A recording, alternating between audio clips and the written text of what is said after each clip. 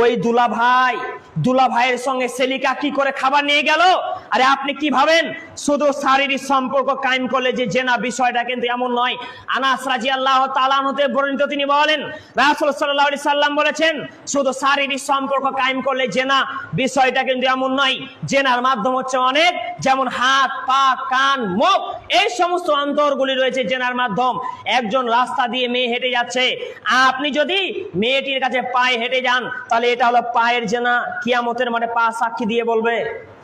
আপনি মেয়েটিকে যদি স্পর্শ করেন হাত দিয়ে তাহলে এটা হবে হাতের জেনা, আপনি হাত দিয়ে ধরেছেন। মেয়েটির সঙ্গে যদি কথা বলেন তাহলে এটা হবে মুখের জেনা।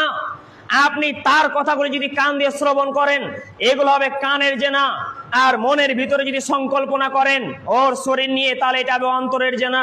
অতএব জেনার মাধ্যম হচ্ছে অনেক। আজকে আপনার বাড়িতে জামাই এসেছে, জামাই আসার পরে আজকে তার আপনার মেয়েকে খাবার দিতে কোন লজ্জাতে আপনি পাঠালেন? আপনাকে লজ্জা করা প্রয়োজন ছিল। এ তো বেগানা একজন পুরুষ, এর সঙ্গে দেখা করা তো দূরের কথা, আজকে আমরা এমন ভাবে তার সঙ্গে মিশে গেছি মনে হচ্ছে স্বামী এবং স্ত্রী। এত কাছে হয় না স্বামী এবং স্ত্রী।